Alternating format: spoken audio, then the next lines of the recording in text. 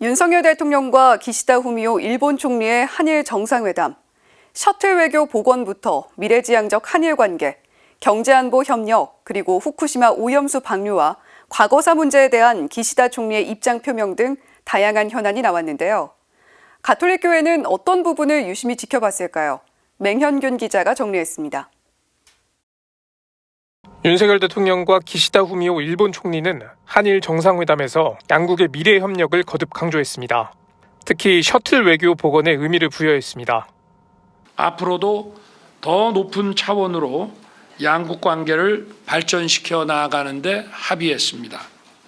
회담 시작 전부터 주목된 건 기시다 총리의 과거사 관련 언급이었습니다. 기시다 총리는 역대 내각의 역사인식을 계승한다는 입장을 재확인하면서 입장을 밝혔습니다.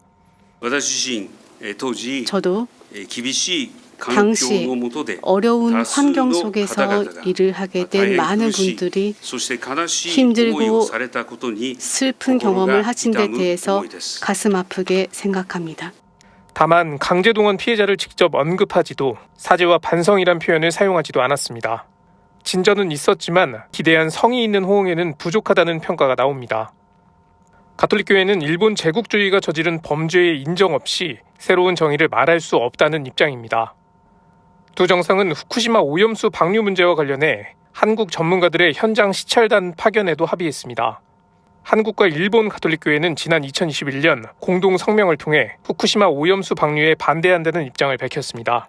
당시 한일 주교단은 해양 방출을 유일한 방법으로 삼아선 안 된다며 일본 정부 보고서에 알프스 처리수가 인체 이외의 해양 생물과 환경에 미치는 영향에 관해 언급이 없다는 점을 지적하기도 했습니다. 시찰단 파견 합의는 의미 있는 조치로 평가되지만 제한적인 일회성 시찰을 통해 국민 우려를 해소할 수 있을지는 의문이 남습니다. 한일 정상은 경제 안보 협력에 대해서도 논의했습니다. 특히 윤 대통령이 한미 핵 협의 그룹 구상이 담긴 워싱턴 선언과 관련해 일본을 배제하진 않는다고 말한 부분이 주목됩니다. 한미일 3국의 군사협력 강화 가능성을 읽을 수 있는 대목인데 가톨릭교회는 한미일 군사협력에 따른 동북아 지역의 긴장 고조와 군비 경쟁을 우려합니다. 윤 대통령과 기시다 총리가 이번 달 G7 정상회의를 계기로 히로시마 평화공원 내 한국인 원폭 피해자 위령비를 함께 찾기로 한 것은 긍정적인 부분입니다. 우리 두 정상은 히로시마 평화공원에 있는 한국인 원폭 희생자 위령비를 함께 찾아 참배하기로 하였습니다.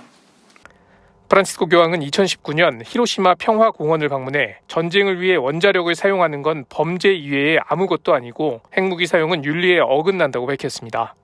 윤 대통령은 과거사 문제는 진정성이 중요하다고 말했습니다. 양국 국민이 과거사 문제에 대한 서로의 진정성을 받아들일 때 보다 튼튼한 협력의 토대가 마련될 것으로 보입니다. CPBC 맹현균입니다.